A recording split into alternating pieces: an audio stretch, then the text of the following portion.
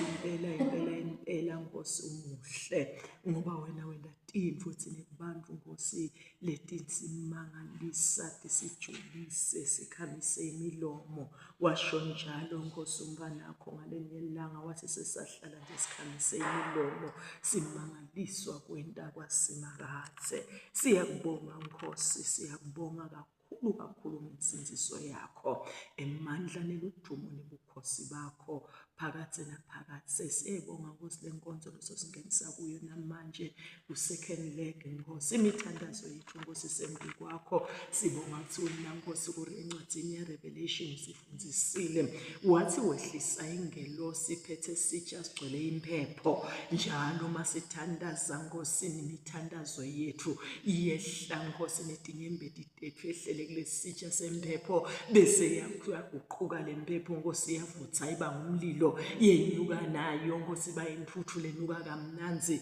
emakhaleni nakho ingolosi yenyuka nayo ufike wena ezulwini uhoshele impepho Nkosi yami bese soyehla wehlisa tibusiswe tikwethu maye simakathe umangaliso simvakahle lo mhlabelelwa namhla Nkosi solosicalelele liviki uthi ndakudumisa nayitolo Nkosi ushito njalo wathi ngeke ukudumisa ngetikhathi tonke Nkosi siyawusho sithi haleluya haleluya haleluya kweliphezulu busisiwe wena lobuya masinyane. Siyathoba Nkosi sicela kukhule wena ngetikhathi tonke egameni laJesu Kristu Nkosi yethu amen.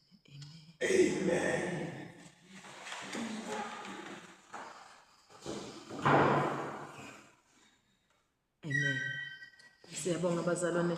Uyathi kunala magama lesihlala siwakhuluma onke malanga masihlangene bazalwane akudunyiswe uNkosi nendvodzana namoya loyingcwele siphendule silibandla sithi njengoba bekunjalo eqaneni kusenjalo nanyalo kuyawuba njalo kude bephakaze.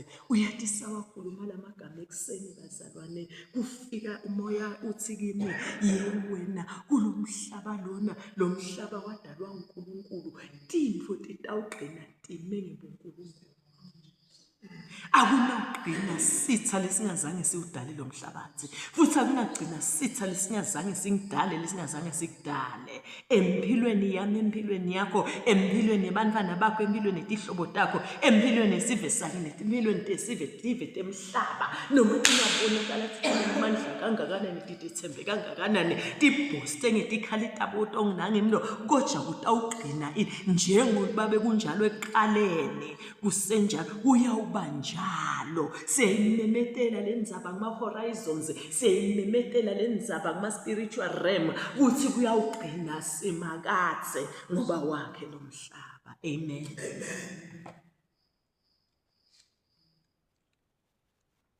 Ngicela kubuyela itolo ngoba sikayicethile inzaba yethu yetolo bazalwane.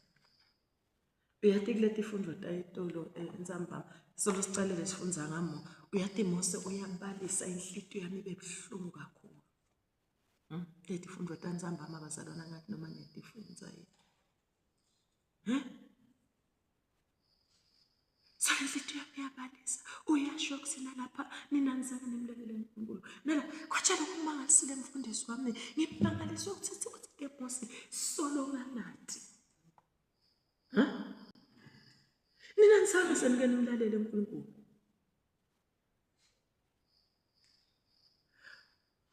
Mose uhleli njani nalabantu labangamlaleli uNkulunkulu solo wabathi kodwa Mose wahlela nabo labantu wabekela abantu wahlala nabo Mose labantu uthi solo nganata nizange seningene imlaleli enkulunkulu kodwa Mose waba ne over 40 years ngiyacabanga analabantu nakulokufika kwangiphica kakhulu ngamangala ngathi Nkosi le ngiyifundzako yini lena lengiyiva ukuthi safunda leti ifundo etsamba uthi Mose ngahlala 40 days and 40 nights ngingadli kudla uNkulunkulu wabhala imithetho yakhe wenda njani libhelekeceni ngehlanayo ngathi ngithi ngiyefika nganikhanza ukuthi ninesenende ini senakhe sithixo sani ngeligolide senikhonta uNkulunkulu wani loligolide uthi leto tibheleke lena kunje nayo ibheleke ngasiphihlita phasi taphihlika uthi ngaphinze mina ngabuyela emuva enthabeni ngaya uthatha lomnye 40 days and 40 nights ngingadle uhlangana semandi angathi usibangakulaba inothile lenzaba uyabona ngema ngasima ngathi mosikwendani angathi basengithi ngibanda emkhathini wena wathatha 40 days and 40 nights awusimdlalo unganathe manje ungadle kudla ungafeki lutho la lwimini lwakho emlonyeni awusimudlalo very taxing awusimdlalo 40 days and kodwa Mose wabuyelwa wamthatha kwesibili ngethukile ngathi yemos mina lapha ku Mount Transfiguration umfundisi wami ngiyababuka nje ngiyambuka na Elijah naye wathatha 40 days na Mose naye kani 80 days wapi uthi ngaphinze ngabuyela emthabeni ngiyothatha lomnye 40 days and 40 nights ngingadli kudla nginganathi nemati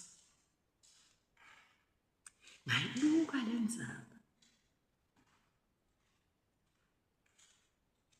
sine nawe le siyamthatha nje one day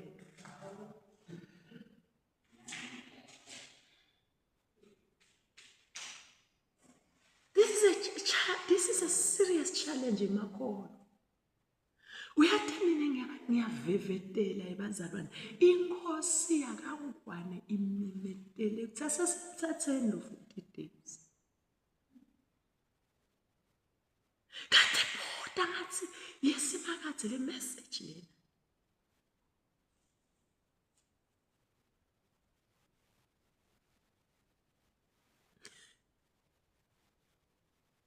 uthatha labantu ayilabamthandayo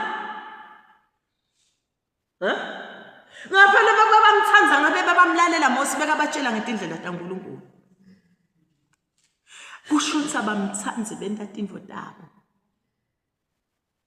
uthi Solomon wathema uthi ayothatha 40 days abanqusela uthi nganginqusela nini ngoba uNkulunkulu bese yathi ufuna ukubhubhisa nonke kwathi angathi thandazeli yena nemndeni wakhe afuna tindvo takhe afuna anqenga uNkulunkulu ukuthi ungabhubhisi noma sebabone kangaka lababone elwandle lolubovu livuleke ekhathi lababone inkulunkulu abanqobela tithatha bendleleni ngoba kuthiwa tivete emhlaba betingafuni ukuthi benge bacela kwenza labantu kodwa bafuna abacela lento lenkulu ukuthi ungaphatha lutho labantu bacela nje kwenza bayanekenana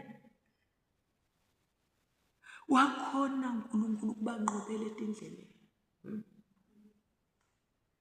wabonakalise amandla kubo kodwa bakhetha ukuthi banamathele boNkulunkulu labamcanula kosimakazi Mose wanuka wathatha 40 another second 40 days and 40 nights afasta abathandazela banqusela ngithi ngangenza baya Joseph kwakuthi kusebenzeni kwakhe lapha endlini yaPotifa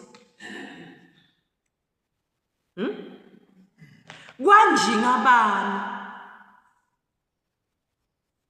ngibalo kanje Potifa kwanje ngaPotifa Genesis 39 kwanje ngabani bazalwane kuthi uma sowukholiwe sowungene Jesu lolomnye umuntu phela improve Yena njani? Uyathi mfundisi kwake kwakhuluma lomnye kanzima. Wathi inkosi, njobe bani uhamba nabani babangani? Lo bani uyamanyatela. Uyambona sinamafutha leka waqhubisako ayamvuma. Kepha kamtsheleleni nomngani wakhe. Ngibeka ngishisa nje ngendlela uyayilonga wayikhuluma lento ngayibuka. Ngathi uyativela. Akashoneni ngoba uyambona suhorofu. Akashoneni sigcobisana kumle ngcobisana. Ngibekisa nje ngendlela encane. Kumtshela ngisakhuluma kumthengela. Ngisakhuluma nje ngokumtshela.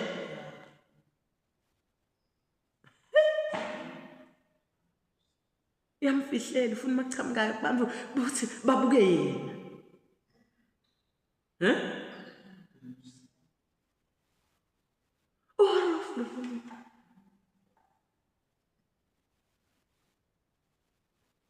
Kodwa uhamba naye.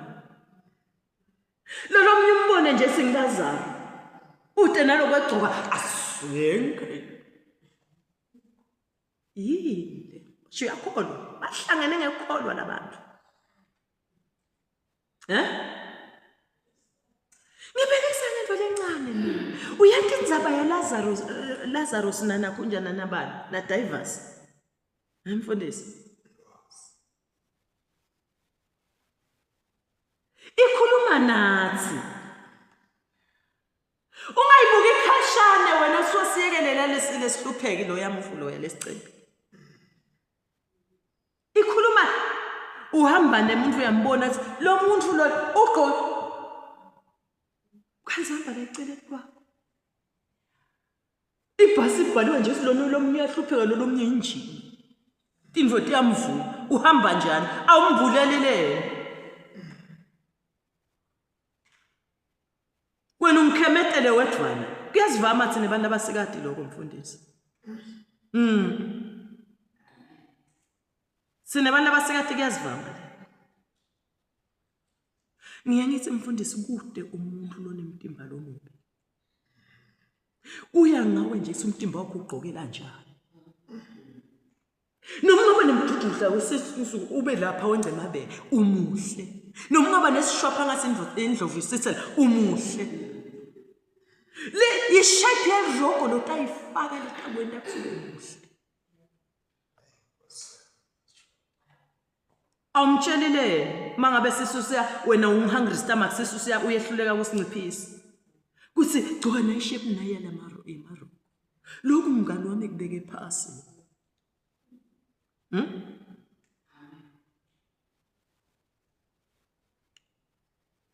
Lokhu mngani wami kwende njani? Ubeke phasi. Hayi nje wena siyomningetela wedwana nje. Lo mnyelo ohamba naye ke.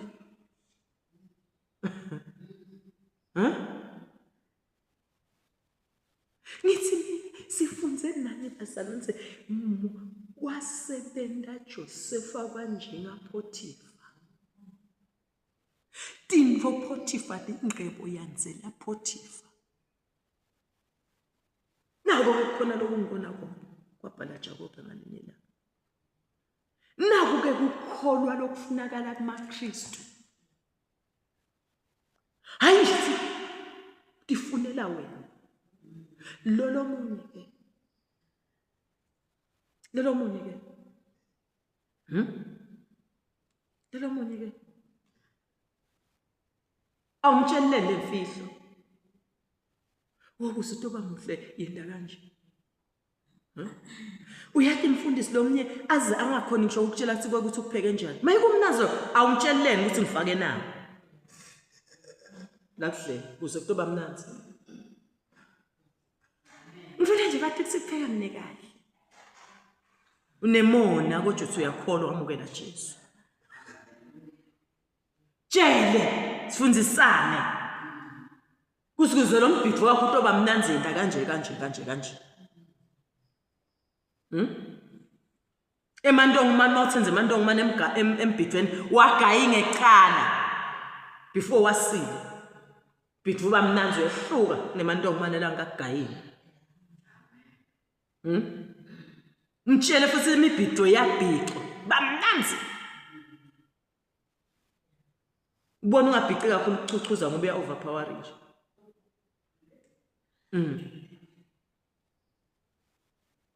Amen. Ngalenye ilanga ufake cream. Ulapha etitolo uyathengiswa. Kuna cream wepheka newebhaka uhlukanise labo cream.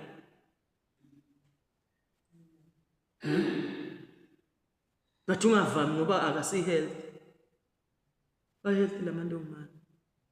But nje once in a while. Amen. Ngiyabekisa nje. Labanye mfundisi afihlelwathi. Lokhu kuthethe alenze umuntu olihedeni. Awumtsheleni ukuthi ukuze lokhu yenda kanje. Akukubelela nje umuntu. Kodwa uthi uyakholwa. Utawufufe nalo lwathi. Angitshela abantu abaphi. Yeke ngisitshela outside. Yini lento le? Devious. Mdayi ngubani divas? Divas. Mbukelela Lazarus uyahlupheka embi kwakho.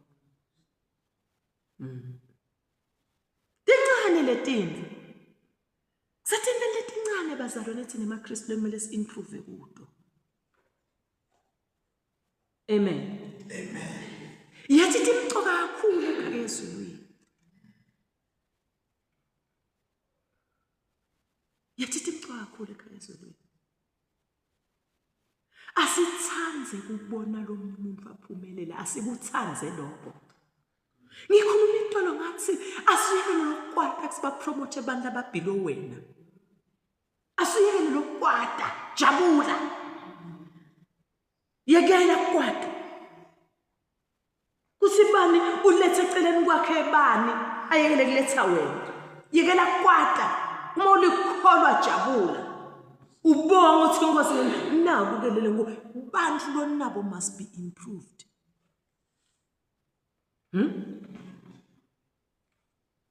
Bantu nabo must be improved. Hamba nabo. Hayibona abantu bashisha nje wena ube nemona.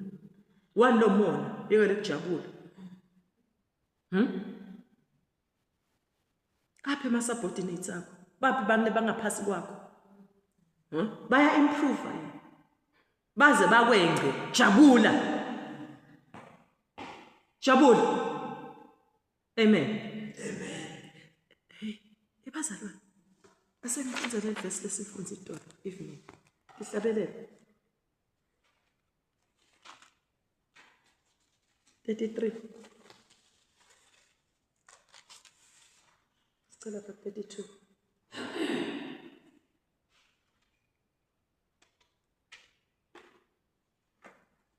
Verse 8. Simakathi ukuthi mina ngiyawufundzisa ngikukhombise indlela lofanele uhambe ngayo ngikweluleke. Mina ngitakukhombisa ngikufundzise indlela lekufanele sifunza tindlela tasimakathi. Kutsi lakholweni sihamba njani. Uma somkhethile simakethe vuma kufunza tindlela takhe. Kule fasting yami yeminyaka ekuqala umnyaka mfundisi wa 2026 uNkulunkulu ngithi tengilele during the fasting nganikwa umhlabeleli. Wahlatshelwa lo mhlabeleli ngilapha kule thathu izilo wahlatshelwa ngase ngiyaguglisha lo mhlabeleli. Ngawuthola uNkulunkulu ngapho ngathi ngutholile. Uthi banenhla hlala bantu abavuma ngenhliziyo imithetho nezindlela azishumayela nje. Banenhlanhla labo bantu labavuma inhlanhla yakho isekuvumeni tindlela taJesu. Amen. Imithetho yaJesu netindlela takhe lakade ishumayela. Usho njalo umhlabeleli. Wahlatshelwa umshumayeli ngaphaphama nomshumayeli sona hlatshelwa la endlebeni yakho banehlazi labo bantu labavuma ngenhlitiyo imithetho yaJesu netindlela lakathi ishumayela Jesu banehlazi uthi lo verse mina ngiyakufundzisa tindlela tami lemele uhambe ngato kusho simakazi liso lami neke lisuke lishito njalo lo verse 8 sifundisana vuma lomnye umuntu abe improved vuma ujabule yele complainer uyekele kuhlala ngebantu labanye kuboss uyekele kuba sethenjwa at the expense of others uma sobukele Jesu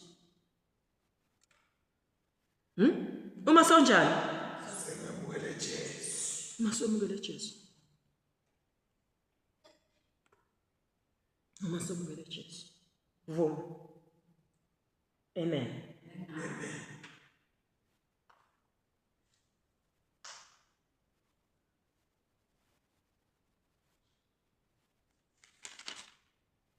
ngibelele muva selwane ngoba likhona leli verse in fact leli ngiprompte ukuthi ngivule lo 39 ngifuna ukukhuluma ngalo bese ngihlala phansi kunana verse ke lapha asongifundzele Genesis 39 sasimbonile Josepha sosukile endlini kaPotifa uthethwe Josepha ngemanga wayawufakwa ejele uthethwe ngani ngemanga kodwa kunaleli verse leli ngimangalisile bazalwane lengicela ukuligcizelela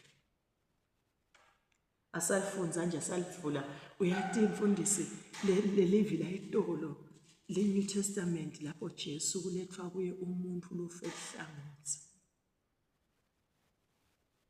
uthi Jesu esikhundleni sekuthatha kulo muntu usukuma uhambe uthi itono takho lithethelele kwacucumuka wonke umuntu endlini wacucumuka abani wonke umuntu endlini kani Jesu mbamba wakhuluma ingqikithi uyabona uma uthethelelwe itono takho une assurance yokuphila kwaphakathi une assurance yokufika ekhaya ezulwini kube thine bantu besiyiqonza lendzaba ngilo naloyo bekade uphophophela kuthi lizulu uthi itono takho lithethelelwe ingqikithi yelukholo lwethu kuthethelelwa kwetono inhlanhla lengaka yalomuntu wanikwa the best tono takho lithethelelwe uthi teJohane bheka nalo liwudlu lelisusa ini sono selile Jesu wakhuluma imission yakhe kude emhlabeni kutokhulula abantu etonweni wakhuluma this so uyakhuluma Jesu kodwa wakhuluma the thing the great nakunjani message kodwa this great message kusifundisa abantu bangene uyakhuluma bayamjabulela abahleli abantu kuvana lokuthi kunesiminyeminya kodwa wanela kuthi utono takho tithi uyabona mzalwane sine nawe kufuna sophela siphokephele ukuthi itono tethu lithethelele amen fihlakalo lenkulu tono tami lithethelelwe ingakho mina encourage abantu kakhulu ngalesikhathi salente hambani niyebafundisi niyovuma sona ayizimile bake dlamini uNkulunkulu siyakubona nje tsotsi awufunile lokusivumela kumfundisi yini wesabani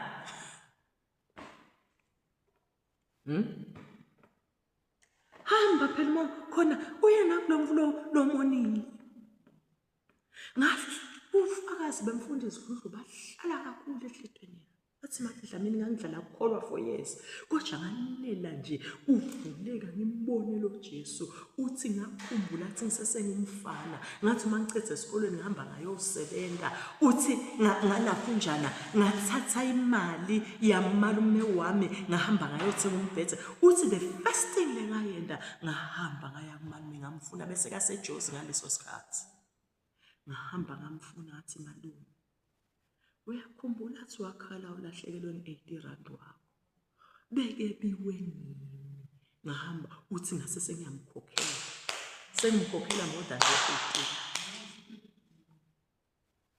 ngesikhathi salenti lesi Jesu sikhumbula tanga kuthethelelwa kwedolo lethu amen Jesu sikhumbuta ngani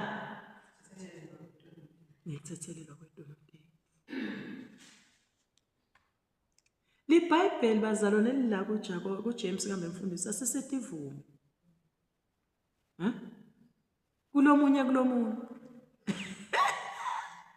ayikethi nema charismatics yakubalekela lo ngisivume uNkulunkulu yangenela nemuntu yeyiwe lesiphambano ngiyabathanza labo basibekisela ngesiphambano mfundisi ngati nami nenzaba le relationship isho mina naNkulunkulu mina nebantu uma ngawignorisha labantu laba lenzaba ya Josepha nje ethi wasebenda Josepha sigcila ngatholi ngisho nendiblishi kodwa kanjalo anjiyisa lo locelele inzaba yani yebantu across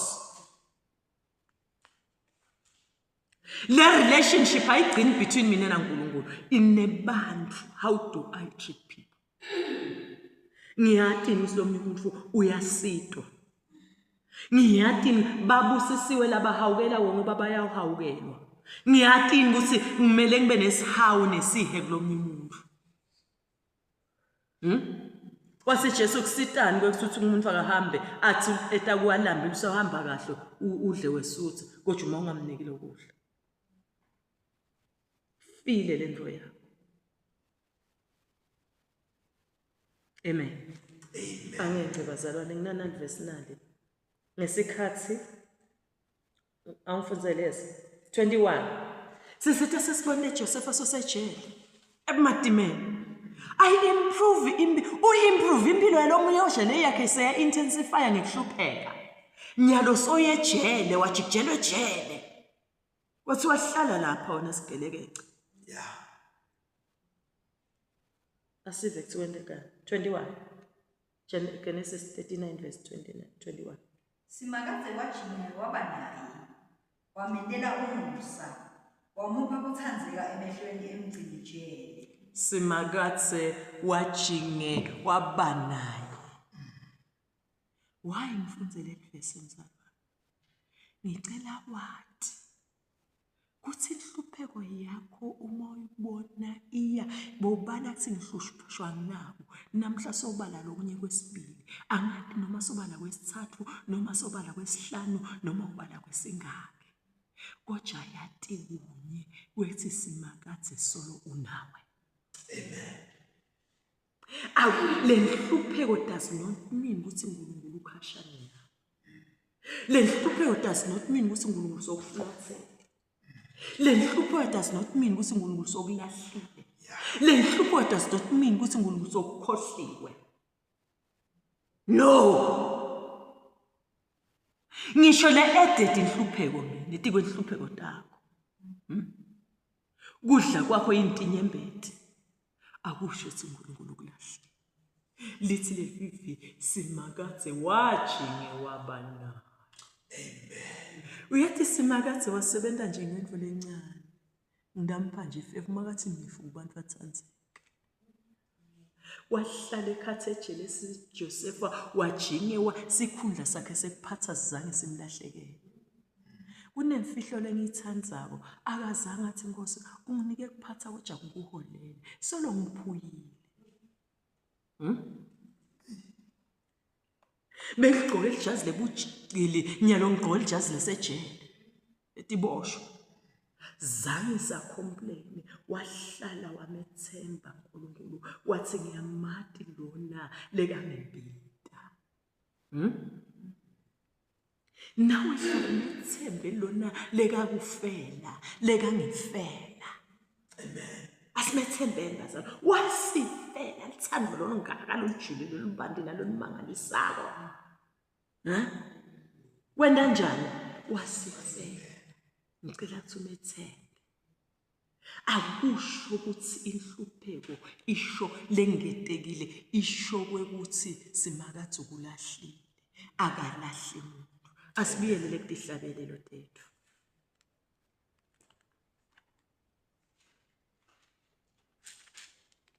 Asibiyelele kudihlabelelo tethu.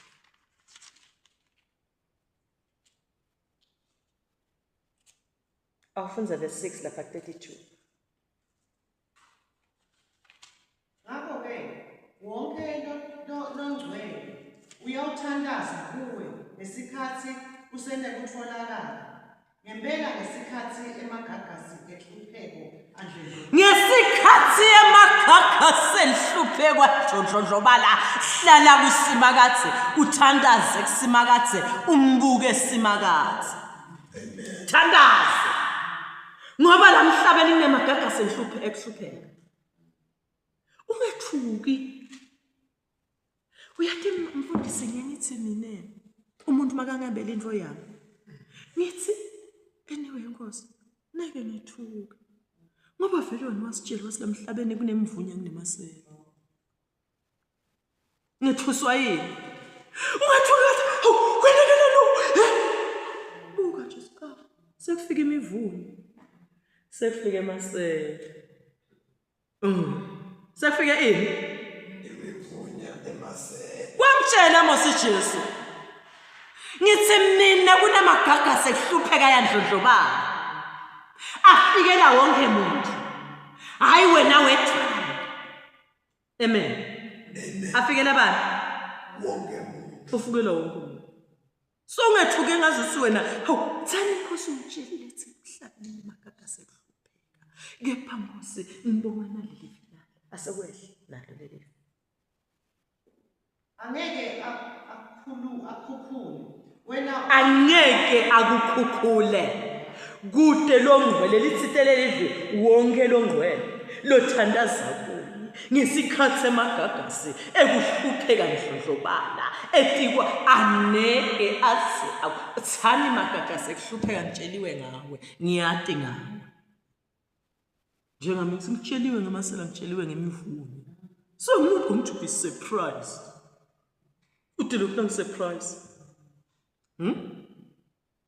Udilo surprise. Fika umuntu athi ngiboleka imali akasayilethi ngithi imvume masela. Tsheliwe ngitshela uJesu himself. Ngathi ngikhalela. Ngathi ngililelana.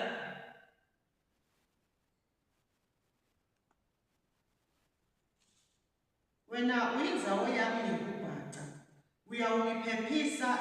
Uyangiphephisa ekuhluphekeni. Kunemphepisi wakho. Ngilona lo wami umuntu. Ekuhluphekeni. Yes.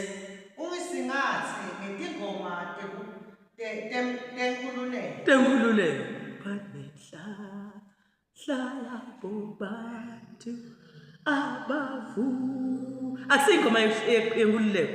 Abavu bese ngiyathi uthatha Inkosi imithetho yakho ngiyivuma. Nitindlela takho wathuma. Bala inhlanhla. Kube. Simakade uthi mina ngiyakufundisa ngikukhombise indlela lofanele uhamba ngayo. Ngikweluleke liso lami lingesuki kuwe. Liso lasimakade sozela suka ngitshela uyathi lenza noma emagagasi agabudzela endlini ebuhlupheke empini agabudzela kuJoseph. Enanjani bazalwane? Akabudzela Joseph. Kodwa kwenteka. Njengoba benjalo ecaleni kwabanjalo namanje kudla yewe. Liso lasimakade neke lisuke kuwe. Neke lisuke kuwe. Amen. Liso lasimakade neke lisuke kuwe. liso lasimakazi. Thembekile simakazi. Akatelakalayo. Ngiyamthanda mfundisi Psalm 127 sangihlala phansi. 127 sikhathi sami sasengishayela. Asibele ngeSpsalms.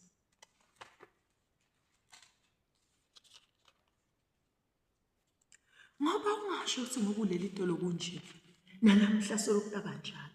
Josefa nje abe walungise lizulu lamlungiselela uthi wathi uyabona sengena letiboshwa. Kwenda njani? Tati khululwe emehlweni akhe letinye tihambe timshini. Asale kodwa uNkulunkulu wayithola indlela. 127 verse 2. Ulinde kini uvuka ekuseni nephute nekulala. Nidle nekudla kwekuhlupheka. Ngoba uNkulunkulu uyamupha lothandzeka kwakhe ebusuku aselele. Simakatse usilungiselela siselele bazalwane. Silela tilungise tindlela. Ngikho ngithi yeyi wena February next ungathi maye wazi wangiphatha kabuhlungu. Kuvelele kunengi. Hayibo khona manje ukhona lokulungiselako. Mvumele mnike isikhathi ayilungi wayilungisa ya Joseph angekuthi kube neconfusion esigodlweni. Walungisa indlela ya Joseph asifunze namuhla. Kwendekane egcineni sonke siyathi. Uyayilungisa simakazi ngoba liso lakhe lisuki kuwe. Lithi tejo uNkulunkulu wajinge wabanayo. Wasuyilungisa uphethe lapha ku nyaluwe sewuphatha lapho. Niyabona ukuthi lo mholo nawo usodecide banguyilo Joseph athi ngola malini. Kuthi uyabona konke. Khulume ngani ngathi besicocela wathi Joseph abeyangasiye prime minister. Uyabona prime minister uyakuthathisa enkosini. Uyathathisa ku president ingaphunjana kubo president noma kubabani. Joseph was more than direct authority. Yayile mahlomba Joseph. Uthi tefaro mne sengidawuva ngawe Joseph wena bona konke. Akasho ukuthi ubobu uthathisa la kimi Joseph alikasho njalo leli. Ngidawuva ngawe sithi ndodwa hamba njani. Next udilungise njani udecide ini. Ngibani lenkosi? Mbamba practical. Banehla.